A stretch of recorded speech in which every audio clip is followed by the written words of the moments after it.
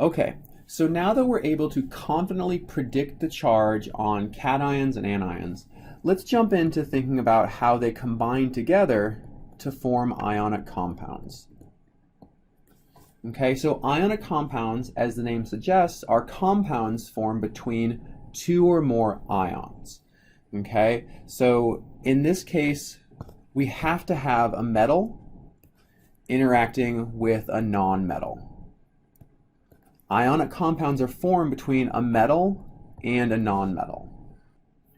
And just as a reminder from our periodic table, right, so our solid red line here is a separator. So anything to the upper right of this solid red line is a non-metal, and everything else over here is a metal. So if we are thinking about a compound that's going to form between a sodium atom and a chlorine atom. So sodium's a metal, chlorine is a non-metal. So if these combine together to make a compound, that compound is going to be an ionic compound. So they're going to interact through a charged interaction. So we're going to have one positive charge interacting with a negative charge. Okay, so before we go on and talk about how to name these things, let's investigate this a little bit. Okay, so the idea here is that sodium is going to release an electron. It's going to become a sodium +1 charge, and in the process, it's going to produce this electron. And chlorine is going to accept an electron to become a chlorine -1 charge. Okay, and the reason this all works out is that this one electron that sodium produces is the one electron that chlorine will accept. So overall, when we consider this whole process, we end up with a sodium atom reacting with a chlorine atom, and we end up with a sodium with a positive charge, a chlorine with a negative charge. Okay, and it's these charges, this positive charge and this negative charge, that stabilize this compound. Okay, so let's think about how to name this.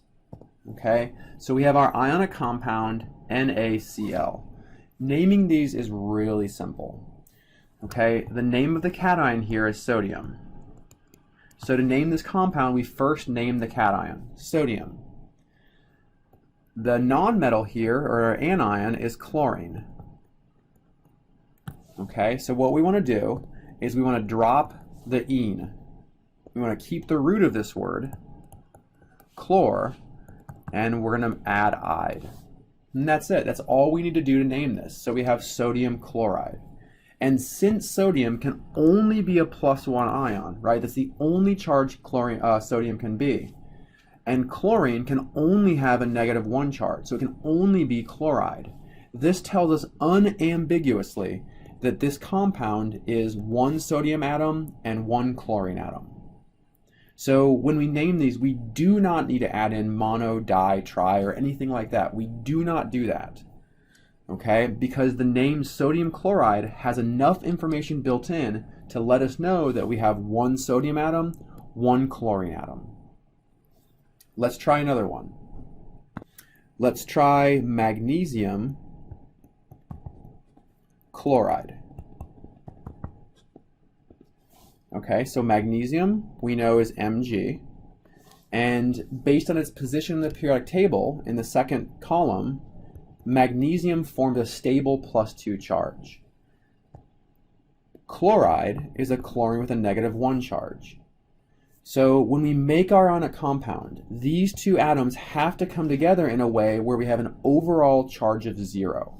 So if we had one magnesium coming together with one chlorine, in this case we have a +2 and a -1, giving us an overall charge still of +1, right? We have a +2 for magnesium, a -1 from the one chlorine, giving us a charge of +1.